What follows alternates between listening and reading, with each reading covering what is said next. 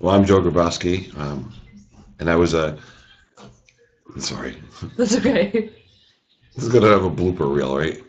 I don't I'm know. Joe Grabowski, and I was a home provider for a developmentally disabled man for 22 years, from 1990 to 2012, when my client Doobie passed away unexpectedly.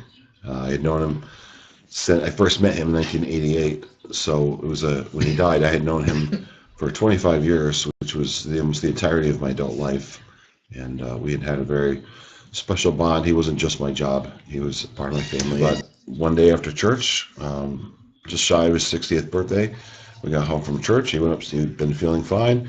He went upstairs and lay down in his bed, and a little later we called him down for dinner. And my nephew said, "I can't wake Doobie up."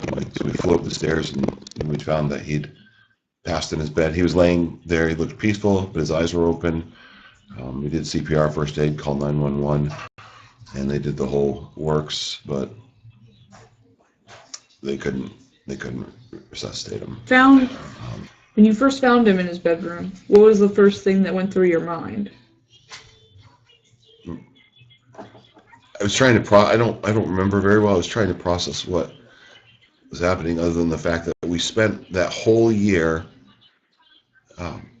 really being preparing for my stepfather's inevitable death, because his health was failing him. He'd been dialysis for 6 years, and his health was rapidly failing him. So we really literally spent the entirety of the previous year preparing for his death.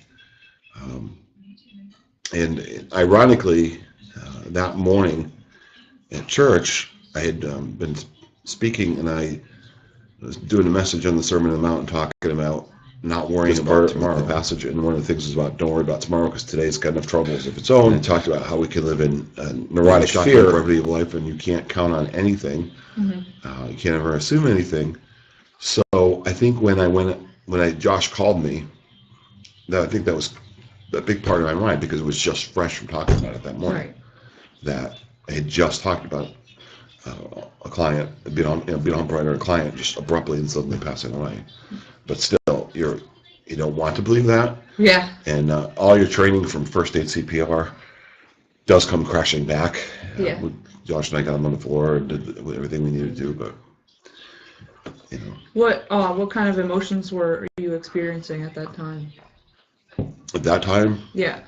it was shock. I think I really understood at that time what shock conversation. Did you? But there was an element of surrealism to the whole thing. And later, afterwards, too, the other thing is I remembered a couple days later is that the Friday before that night, I don't remember much of the details, but I remember the Friday night before, having a dream that I went into his room and in the morning and found he didn't like to walk by himself. He liked to walk with his arm around me for support. And so for a long time afterwards, it felt like I couldn't imagine doing anything else. That was my life. Right. That was my life. I had dabbled in other things. I had substitute taught for a while. I worked part-time at Head Start, but really that was my life. Yeah. And it wasn't just being a home provider. It was my life. It was Doobie. That a big piece of what kept me afloat through that, and not like completely just lose my mind in panic and fear, was my faith.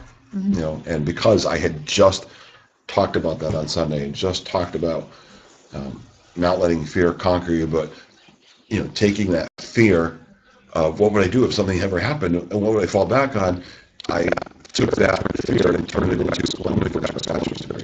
Yeah. And I had that. I mean, And you had already done that. I was this close. I was that June. I was supposed to be graduating. So that was a struggle, getting through the last class and a half. Question about what my advice be is don't stuff your feelings. Definitely. And one of the things on my heart, I'm not sure how to do it, is I would love to have some kind of grief loss support group for people, specifically in human services, that if you're working for an agency and somebody's gone through this, you can give them a card and say, these are some people who've been through the same thing you do. They would be some good people to talk with you and walk with you through this. That's great. That's that. Are you afraid of death? We went over this. No, I'm just kidding. No, I'm not afraid of death. Okay. And tell me a little bit about what you believe about what happens when we die. I believe that when our earthly bodies fail, that our spirit lives on, and we stand before God, and we will live eternally. And my goal in life is to not ever be at somebody's funeral and have regrets that I should have spent more time with them. Unfortunately, that's a thing I battle with all the time.